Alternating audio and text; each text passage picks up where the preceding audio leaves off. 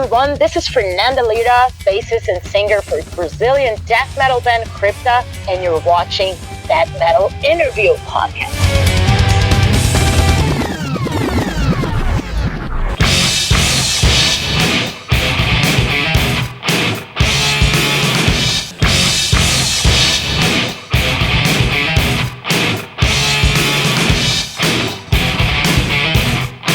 That Metal Interview.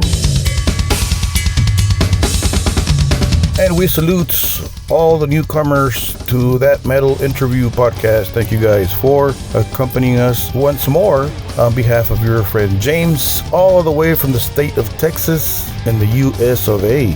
And we have another special guest, Fernanda Lira of the Brazilian band CRYPTA, who are on tour as we speak in the US, opening for Morbid Angel alongside Skeletal Remains and Revocation. So anyways, we speak to the front woman. But first, let's check out this jam from CRYPTA. This is their latest video and the newest release from the band by the name of I Resign. Check it out.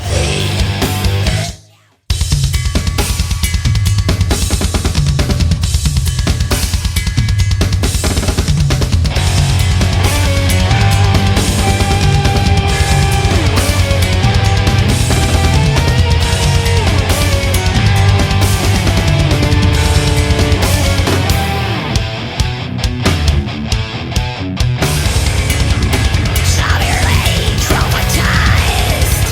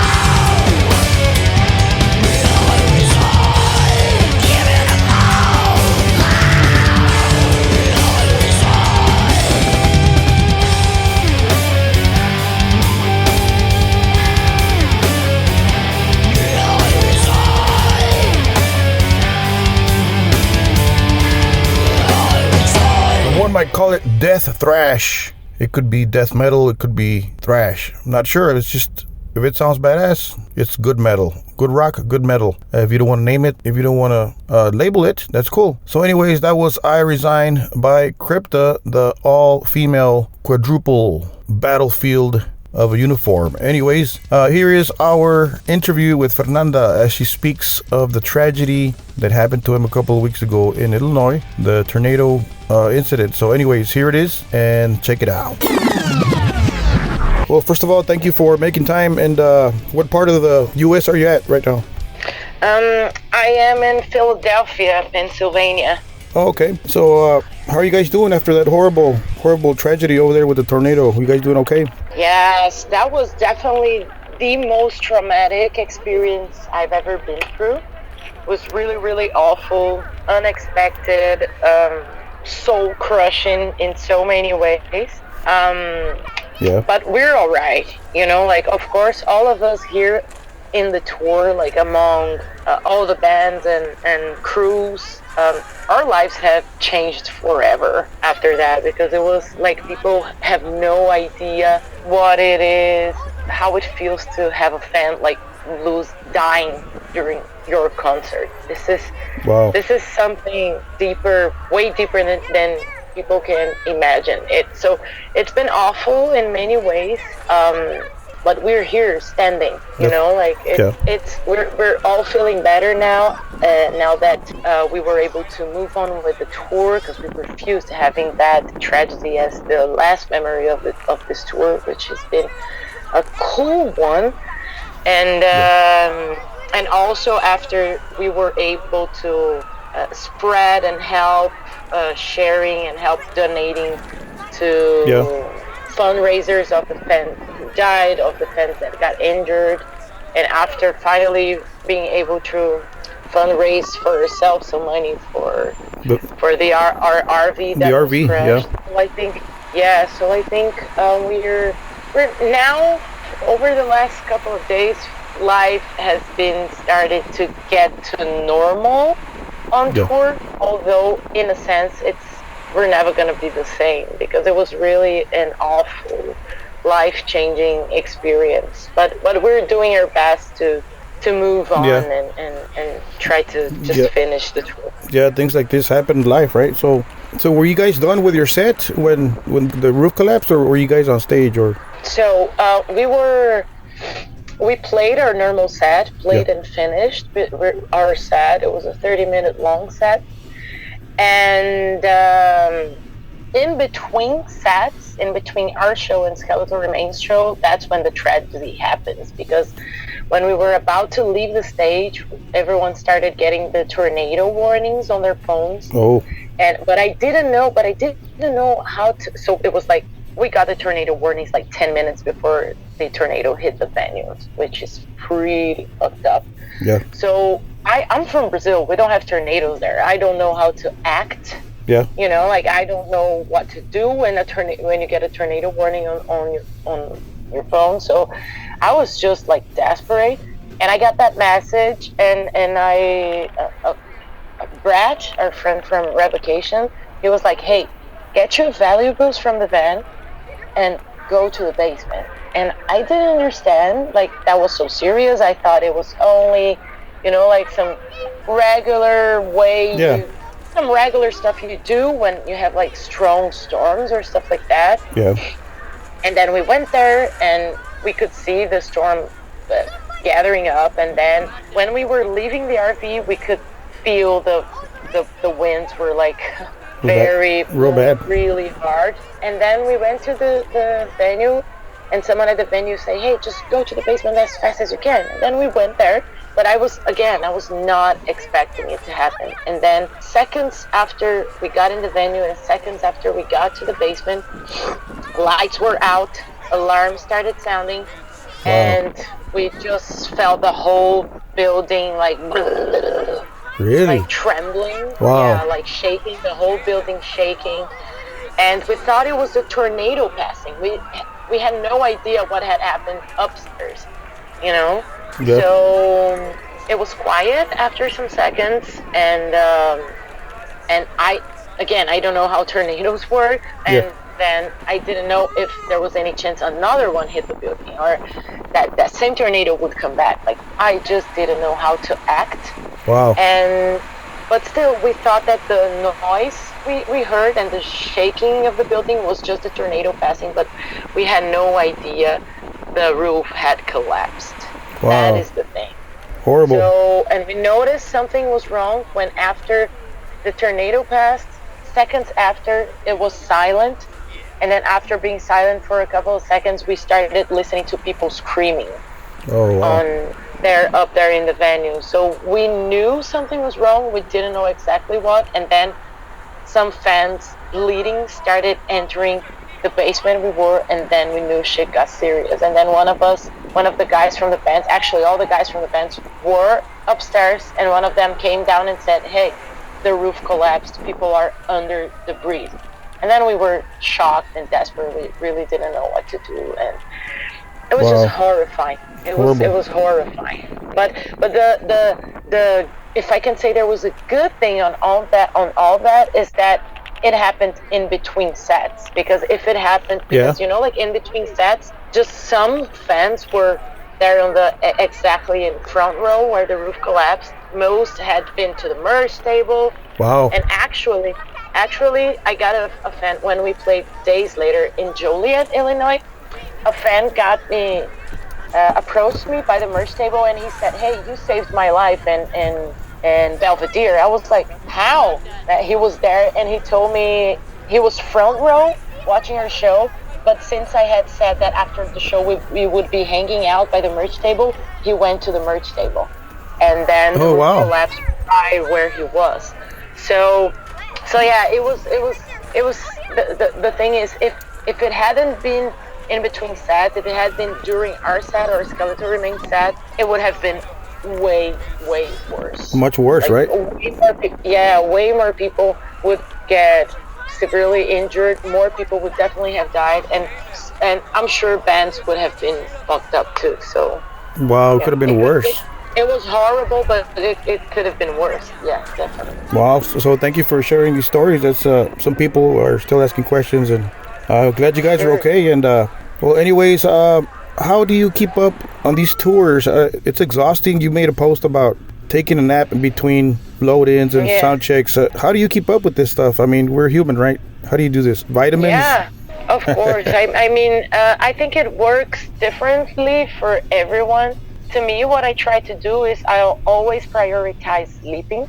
Like always. That's number one rule for keeping your vocals sane and everything else sane in your body. So I'll always prioritize sleeping. That's why I was taking a nap before this interview. I was like, I really need a nap. Yeah. Because I had like 5-something hours of sleep only last night. Wow. And I'm used to having like 8+.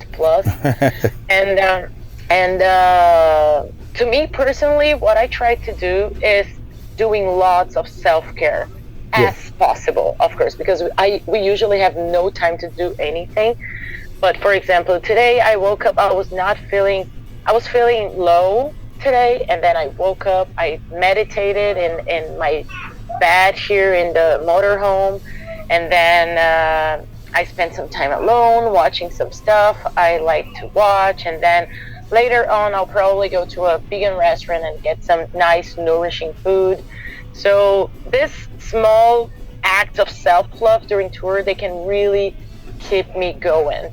And also what I do, and that has been helping me a lot, is trying to move my body as much as possible. So here and there, whenever I have time and energy, I'll do some yoga. And also the main thing for me on this tour that really helped me moving on and actually feeling great after a month of touring is doing therapy sessions. I've been doing therapy with my psychologist for like 2 years, and I never missed a session even though I'm touring. So on this tour, for example, I was lucky enough to have a session, an appointment scheduled for the day after the disaster.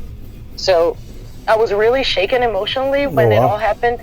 But next day I had an online therapy session with my therapist. and it was great. It really helped me go through the whole thing and help other people that were shaken emotionally around me actually to go through. So like some of the tools and tips that my therapy gave me, I gave to some dear people I have here on the tour that were like struggling to move on. Yeah. And and every week I have this appointment. Actually, tonight I'm gonna have an appointment after our show, so I'm gonna rush after our show, go to a vegan restaurant and have my therapy from there.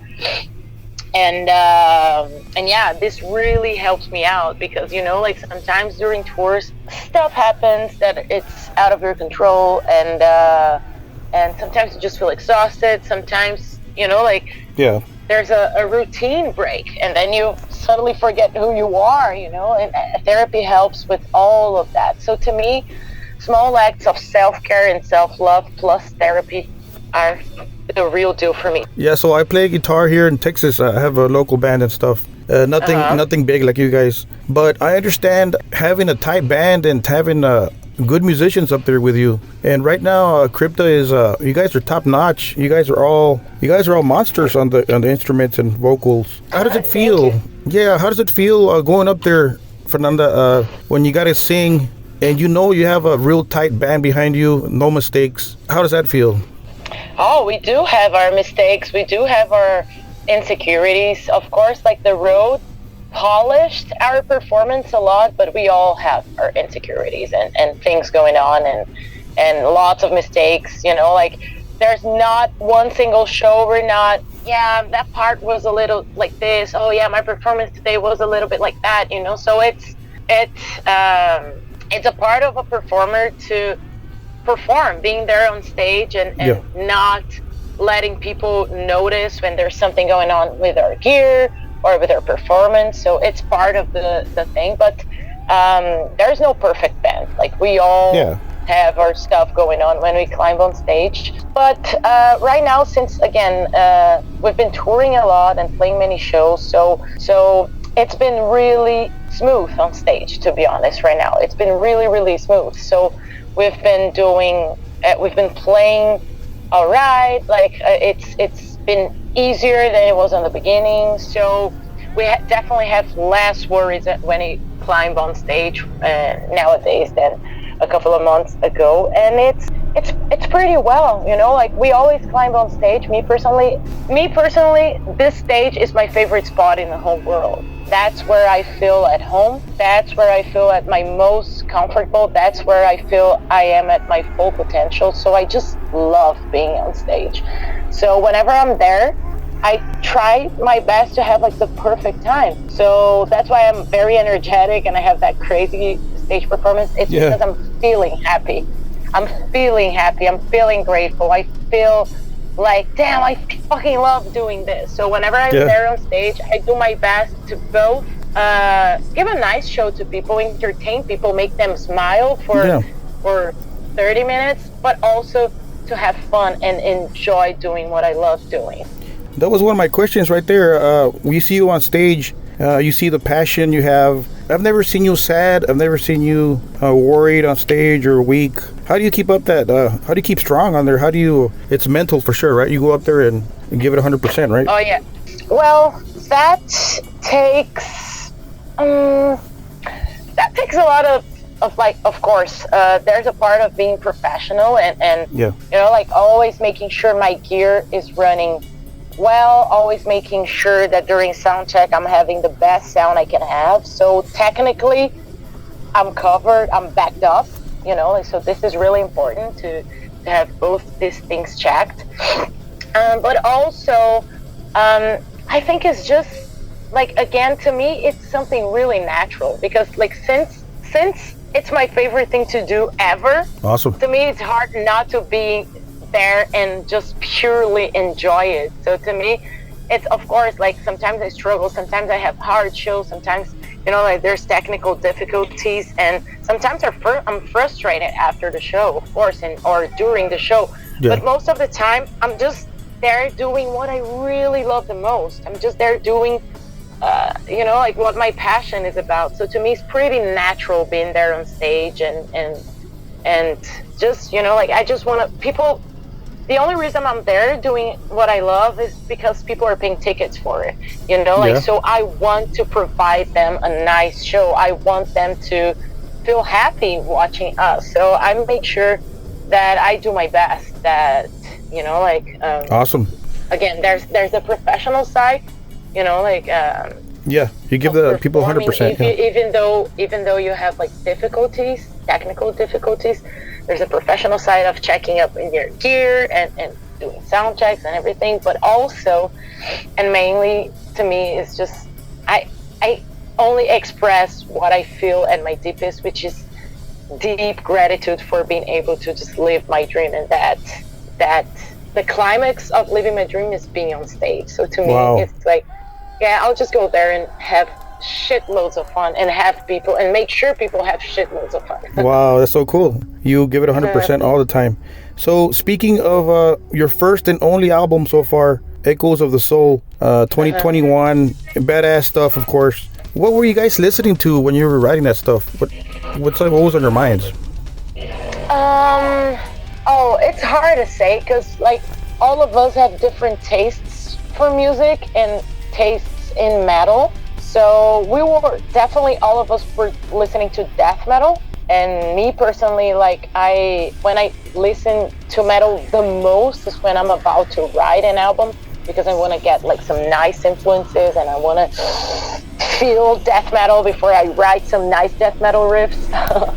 So yeah, we were all definitely listening to death metal back then, but we all have like different tastes and influences in death metal. So we were definitely like, for instance, on our first album, Echoes of the Soul, I was listening to a lot of my favorite kind of death metal, which is Florida death metal and like Polish death metal, like Vader, Behemoth, Cannibal Corpse, awesome. Death, Obituary, Deicide, Morbid Angel. So I was listening to lots of that. Nice. So I could write, like some of the more aggressive songs on the album.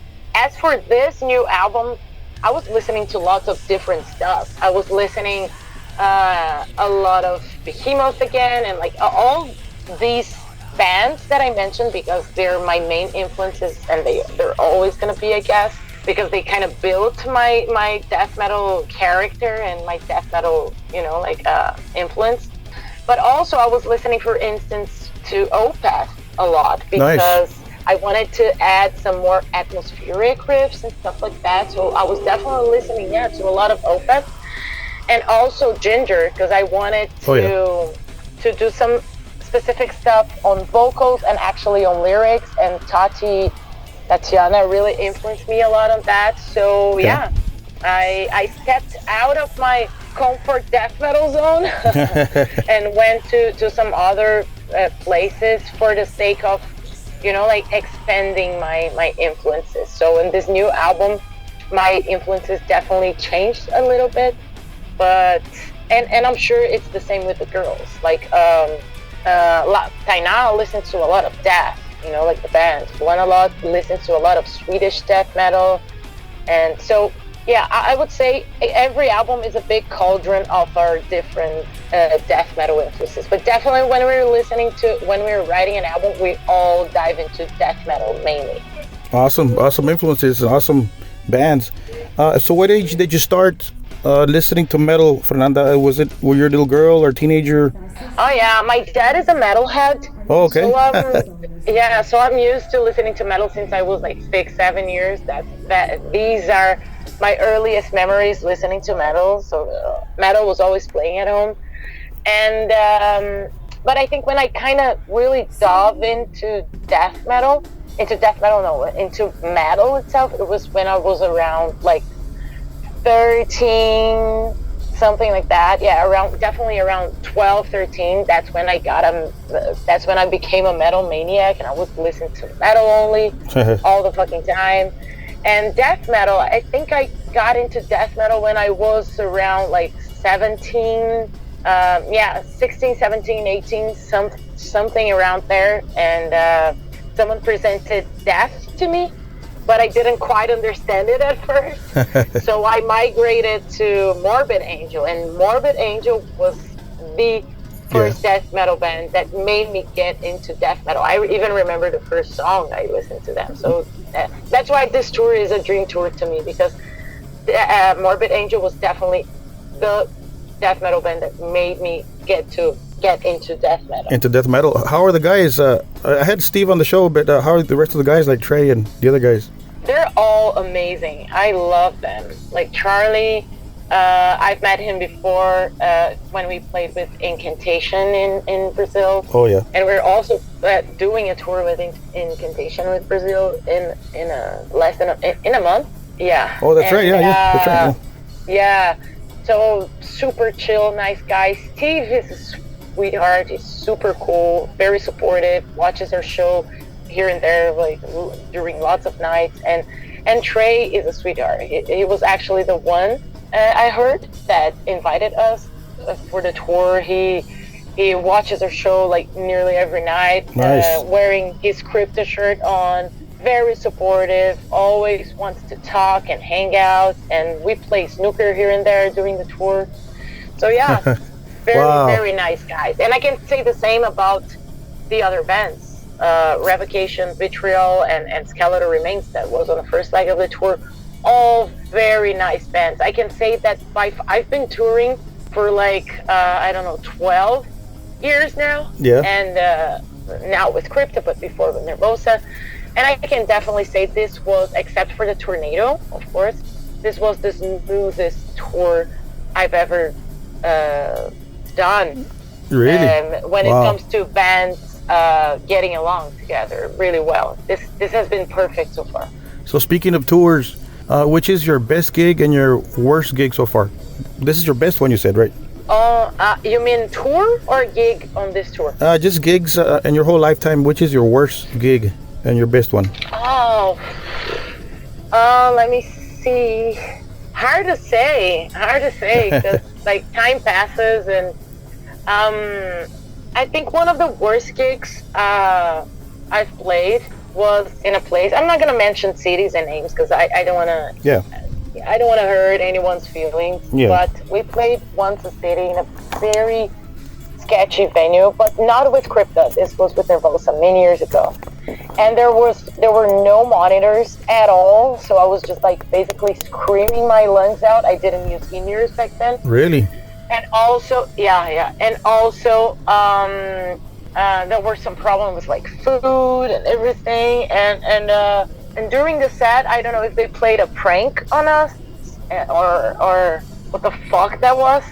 The water they gave us, like to drink during the show, it was dirty or I can say it was rotten. Really? Because water doesn't rot, but it was some bad water. I'm not sure what they done, if they took it from the toilet or whatever the fuck that was, but really? Wow. It was dirty. You could see it was dirty, and it smelled like rotten eggs, and we didn't notice that until we were drinking that during the set. I almost threw up. Our drummer back then swallowed something that was inside that water and almost threw up. It was fucking horrible. So that was definitely one of the worst gigs I've played. Oh, wow.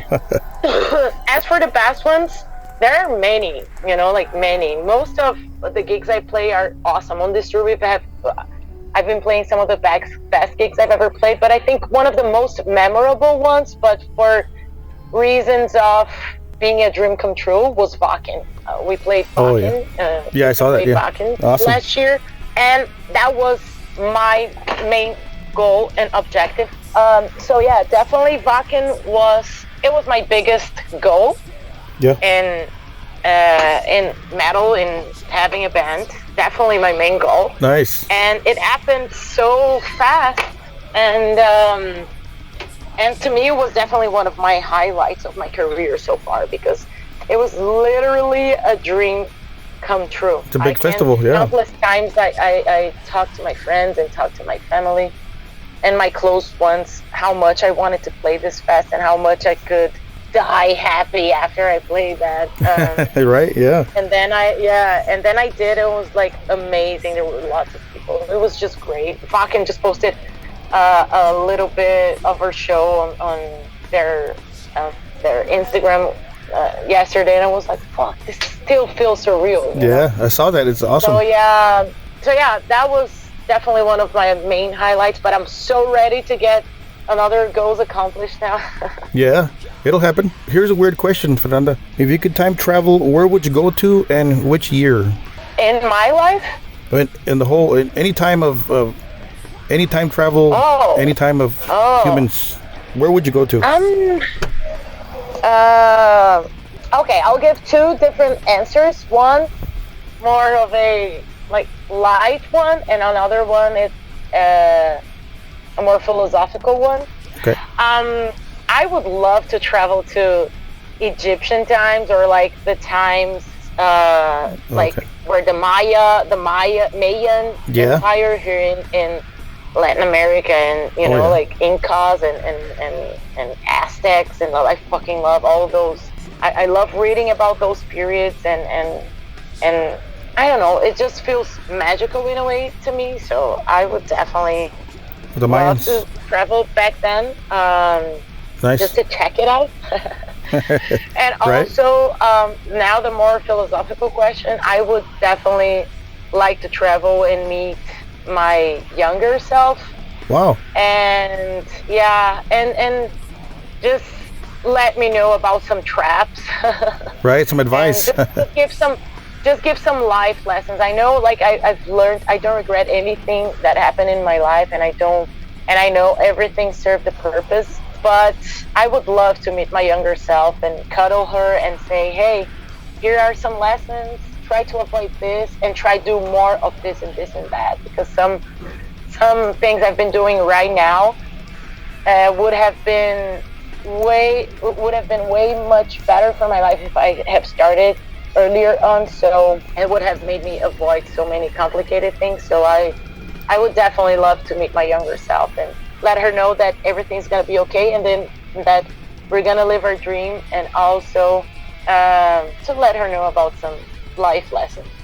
Right. Wow, very cool. Like kick back with yourself for a couple of days, and then go to the Mayan times and go kick back and check out what they're doing. That's pretty cool. Yeah, cool answers. So what's next for the band, Fernanda? I know you got a couple of tours. You got the Incantation tour, and then you got a European thing. What's on your agenda right now? You got a little bit of break? You gonna go home and take a break, and then? Actually, a real break will only take like on the second semester, because this first semester is really busy. So we're doing this tour now. We're going to Brazil, rest for a couple of days, and then there's a Brazilian tour with Incantations, and again just a couple of days of rest, and then we go to Europe. We're gonna make 2 runs in Europe this year, summer runs, and then we're gonna get ready for, you know, like rehearsing and doing everything related to the new album. Our new album is gonna be released this year. We can't say dates yet. Yeah. But it's gonna be released this year, and then let's see what the second semester awaits for us. But definitely, there's gonna be more touring. Wow, can't wait for that. The new album. We can't wait for the new album, us fans. So awesome. Be great. Would you like to send a message to your fans listening to this podcast before that you go? Definitely. 2 things I'd like to say. First thing is keep supporting art now and forever, because like we've been through tough times in the pandemic, and we noticed we could survive without many things, but definitely not without art. No one spent a day without consuming art during the pandemic. So we noticed how art and music and all forms of art can really help us keep going through dark times. So let's keep remembering that and keep cherishing art from now on. And second thing is, let's keep on supporting metal. Like with the whole thing we've been through, the tornado thing and the fundraising we reached in like less than 24 hours, I could see the power of the metal community. So let's focus on the beautiful things our metal community can achieve together, and let's keep the metal flame burning, because it's definitely strong and fucking amazing. Nice. Awesome. Thank you for your time, Fernanda. A great chat. Thank you. And we're glad you guys are okay, and keep bringing the metal. Awesome stuff. We will. Thank you. Subscribe to our channel, download, stream, share. Thank you guys. That's Metal Interviewed. You can find us on social media, Facebook, Twitter, Instagram, Snapchat. We're under J-Rock's Metal Zone. You can find us on Pinterest, Reddit, and so on and so forth. As far as the podcast, you can stream us anywhere on any format basically that will rock your boat.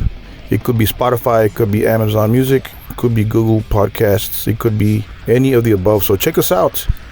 Share if you can, download, do what you will, and enjoy our chats. Thank you guys once more for your support. So anyways, thank you, Fernanda, for making time off your busy schedule on the road. For her exhausting schedule, as she says it, she took some time to talk to us. And anyways, don't forget to support them. Go out there to their gigs and their performances and support them. And buy merchandise for sure. Anyways, don't forget to keep it metal.